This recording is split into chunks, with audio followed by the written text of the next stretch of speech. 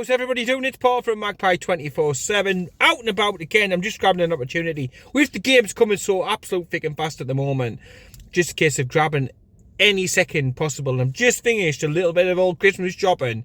No hints in the background for anybody who's snooping around for a little bit of a clue. However, the present I'm looking for is Newcastle United to progress in the League Cup tomorrow against Chelsea down at Stamford Bridge. It's another tough assignment in the League Cup, but I'm looking forward to the game. There's no doubt that the victory at the weekend against Fulham, their close neighbours clearly, will have been morale boosting. It'll have been welcomed. It'll have been a good shot in the arm after a couple of iffy results. Newcastle United back up to 6th in the Premier League is absolutely fantastic with the injuries. Speaking of which, another two to add to the list. They will not take place.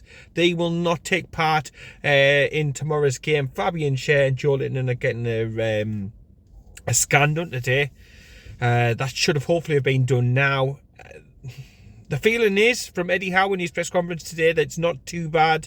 There shouldn't be long-term injuries, but we've said that before, haven't we? We've said that before about the likes of Sven Botman, and they have been missing for months and months and months. And speaking about Sven, of course, he came back. That was a huge, it was another huge boost at the weekend to see Sven Botman back. His presence, his sheer size, his skill, technique, his presence about the pitch, all have been a great miss, but they were all back against Fulham. Hopefully no ill effects, and I think he will take a much larger and bigger part in this game down in London tomorrow against Chelsea. So I expect Sven Botman to be there. I would be surprised after Kraft's fantastic performance again. He never lets you down, does he, Emil Krafu? Does not let you down. Whether he plays at centre-back and lets Jamal Lascelles have a little bit of a breather, or whether he plays at right-back and gives Trippier a longer break, I don't know. Personally, I think Trippier will play for his leadership. I think we'll need that, the hand on the rudder, as it were. He's had a little bit of a break at the weekend, so I think Eddie Howe will put him in for this game. At centre-back, it could be Dummett. I doubt it, because we've got Sven Botman playing. I don't see Dummett and Sven Botman tomorrow. I think it probably will be Emil Kraft at centre-back alongside Sven Botman, and then it's who's fighting out for the left-back position. Livramento has been a revelation. He's been an absolute amazing player since he's had his opportunity. But Dan Burns back, and Dan Burns been talking about the fact that he wants to nail down that position as his own. So there's huge competition in between those players for that starting role. For tomorrow's game, I wouldn't be surprised to see Livramento on the bench, Burn playing so long, and Livramento getting some minutes, trying to give him a little bit of a break. Livramento trying to limit minutes in the legs and the risk of injury. I think that's what he will do during tomorrow's game. Apologies about the voice. Hasn't been right since the Milan game. Screaming and shouting. I was told not to do it by the missus. The missus said, just, be careful, but the voice keeps going still. And nearly a week later. But yeah, I've got a feeling it is going to be a mixed sort of lineup tomorrow. Dubravka, I expect to be back in goal. Let's hope he can keep another clean sheet, because it was definitely a step in the right direction against Fulham after a couple of games where he hasn't looked himself. Shots that have got past him that wouldn't get past him normally, or certainly Nick Pope, have been, going into the net. So it's good to see a clean sheet, just as much as scoring a couple of goals in my book. So Dubravka in goal, the makeshift back four, like I've just spoken about, Trippier, Emil Kraft, Sven Botman and Dan Burn, I expect. Now in midfield, the injury to Joe Linton, I've got everything crossed. He's been absolutely phenomenal. He's been great, I'll say that, because I could struggle to pronounce the other one. It's been a long bloody day. Hoping and praying that he's back for the derby game. It's that sort of game where we're going to need that physicality and presence of Joe Linton in midfield, I've got a feeling. Got a hunch for that FA Cup game. 5,000 tickets gone in the first hour is absolutely mental, isn't it? Absolutely mental. But yeah, midfield, I can't really see him making much changes. Now, Joe Willock has had injections into his injury. Perhaps if those injections have worked and the injury situation has got better, we may see Willock. You don't know, fingers crossed. It wouldn't be the first sort of injury surprise that we've had recently, and a sort of, rabbit out of the hat that Eddie Howe has pulled. It's very coy with injuries and press conferences and stuff. So with the injuries that we've got, Willock possibly maybe on the bench. I don't know. That's not any sort of in the know or anything like that. It's just a hunch from what he said about the injections. And normally, after a couple of days, the injections have worked and the player would be back, in my experience. So, yeah, Willock on the bench could be a possibility. Maybe. We'll see on that one. But the midfield, I think, picks itself. Miley, absolutely class. Scoring his first goal for Newcastle United at the Gallagher end. It really doesn't get better than that. And let's hope that he just continues to nail it and keeps getting, the game time, the minutes, the exposure, the coaching. And bit by bit, he's going to become an amazing player. And Dan Burn actually was speaking about Miley and saying, look, he's a great player for the future. He's going to be great, isn't he? I've got to disagree. He spoke about Livramento in the same sort of terms, talking about these are great future players. These are players for the now. Your Livramentos, your Mileys are great. 17-year-old and he's playing like this already, but he'll start, I've no doubt about it, in this game because we haven't got the options with Tonali suspended, Joe Linton injured, Willock only a possibility at best. I think Miley starts, Bruno starts again, and he's been playing some of his best football to date. He's been absolutely fantastic. The drive, the determination, the passion. That isn't a man who's after a move away from the club, just for the record. That's a man who's happy there. His dad's up in the stands, his family's all settled. Nah, not for me. Even £100 million, I'd turn it down. I'd turn it down flat for Bruno, because that doesn't even buy a foot in my book. Not these days, not with the market the way it is, but he'll play it tomorrow. So it'll be Bruno, Lewis Miley and Sean Longstaff. No surprise to me that, again, Sean Longstaff's coming back. He's looking good and he's doing what he needs to do. Now, how they play, I don't want to see Bruno as that deep lying midfielder. He can do a job there, but I think we miss out so much, and you saw in that game against Fulham, when Bruno is allowed to get forward and be that one who wanders forward from midfield, he can create chances, he can bring other people into the game, he can do magical things that nobody else can. So he needs to play further up the pitch. I hope he does, and then that leaves probably Sean Longstaff to play in the holding midfield role and Lewis Miley to be next to him. That will be the three in the middle of the park. I cannot see any late surprises with like a Joe Linton inclusion out like that. Look, not after what happened with Fabian Schär. Is he injured? Is he not? He starts 10 minutes into the match. He's goosed. So we cannot be taking the risks. Not with like all the injuries that we've had. 14 players all the bloody time basically injured and unavailable for Newcastle United. So I expect to see those three playing in there, and I expect in the second half, when tiredness really sets in, when we need to make changes, Eddie will make changes in there, but it is going to be a case of square pegs, round holes, that type of job in the midfield areas. Now, out wide, again, you've got players carrying knocks, players really fatigued, but who else is there to come in? Jacob Murphy's still a way off.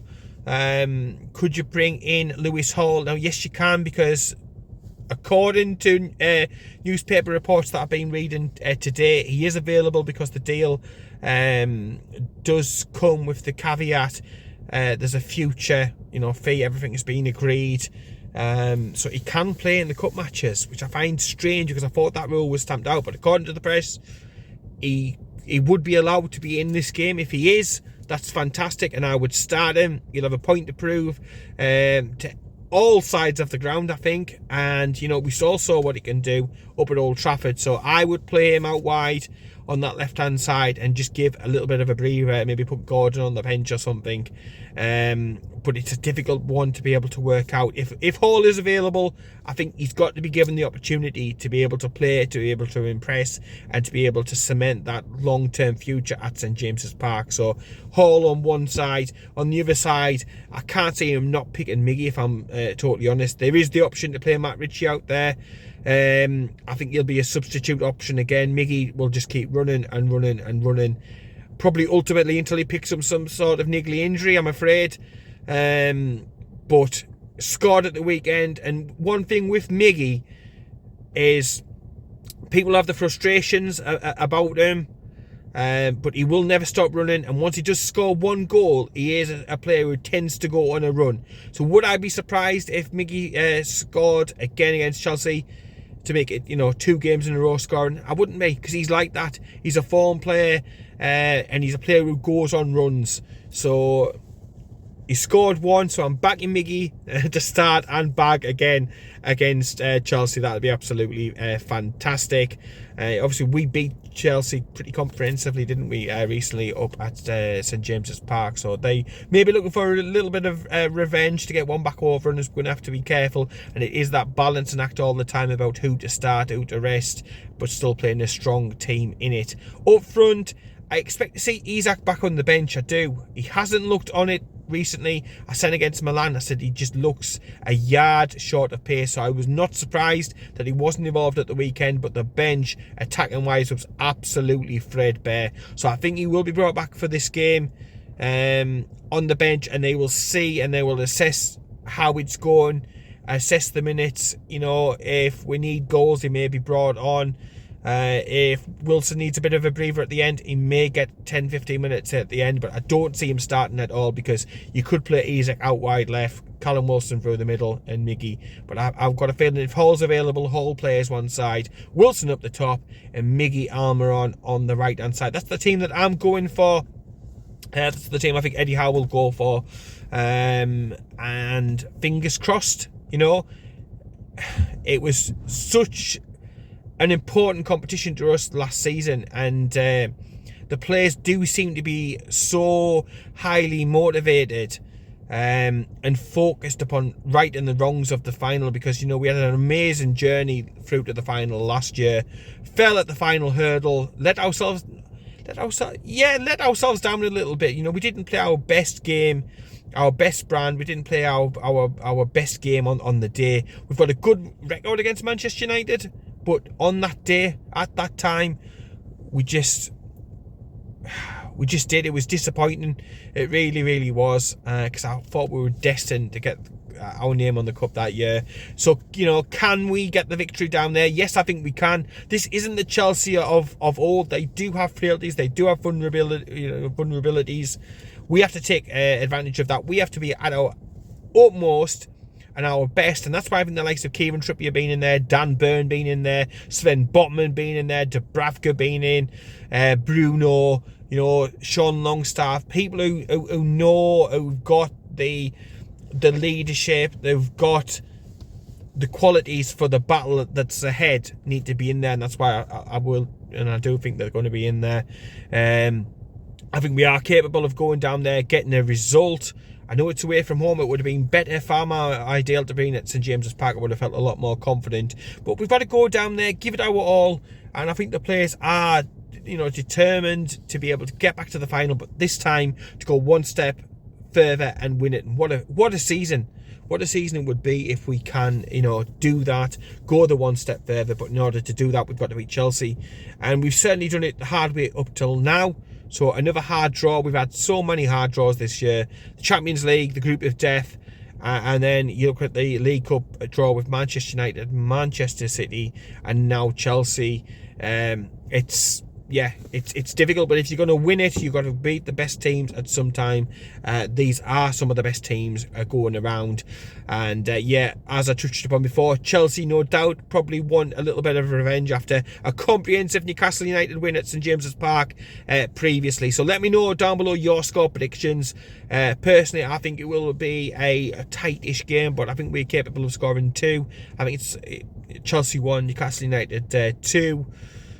Wish I could be down there, but with work and everything else, Christmas shopping, I'm just been finishing off now and stuff at the moment. It's difficult. Been to the Everton game away recently, all the home games and stuff like that. So not at this one, but we'll have the review up on the page just as quickly as possible. If you're still watching the video now, please do hit the like button, hit the subscribe button, and whilst you're on, also there is a giveaway. We've got a DF, close friend to the channel, has done some great artwork of Kieran Trippier. We're giving that away in a competition, a raffle style one.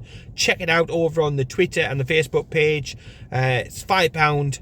All the money that's raised is going to War Flags to support the fantastic work that they have done and will do in the future at St James's Park. They make such a difference. So Natalie wanted to do something. She came up with this. She's done the artwork herself. It's absolutely fantastic. An ideal last minute Christmas gift for somebody. We'll get that to you before Christmas. But yeah, all the details are over on the Facebook page and the Twitter. If you can do £5 in entry, all the money going through to War Flags, and you might win a nice prize before Christmas. Newcastle United, obviously artwork, so please do if you can. The winner will be drawn live on the page, so everybody will get to see who wins, so it's all fair and above board and stuff like that. And like I say, let's raise a little bit of money to give to War Flags before Christmas, and looking forward to what they managed to produce. Their displays are fantastic. One of the highlights of going to St James's Park, War Flags with the atmosphere and stuff like that, so it's great to see what they will be doing and putting that and all the other fans' money towards the displays inside the stadium. Cracking, absolutely cracking. But yeah, 2-1. I'm going forward down there. Let me know your score predictions, your team as well. Who will start? Who needs to start? What changes need to be made? Will the injuries ever fucking stop? Oh my word. If I had hair, I'd have pulled it all out. I really would. But it's one thing after the next, isn't it, with regards to injuries at Newcastle United. That has been the theme. But let's make the theme getting back through to the final at Wembley, and then righting the wrong and going one step better this season than last season. That would be absolutely fucking brilliant. I have waited a bastard lifetime.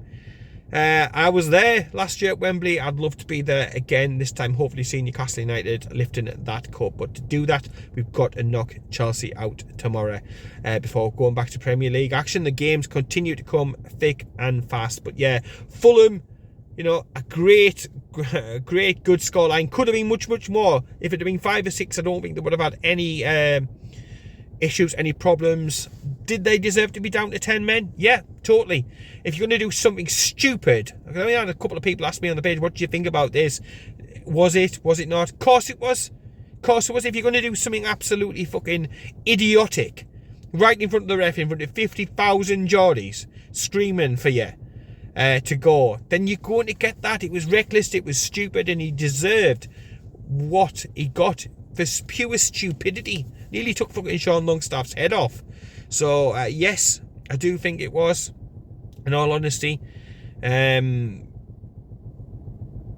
yeah, I think Newcastle were a cut above, and I can only imagine, Villa are playing so well this season, West Ham doing good things, so on and so forth. If Newcastle United had their full strength team out, how much better would we be doing? 6th in the table, still in the League Cup, still doing really, really well.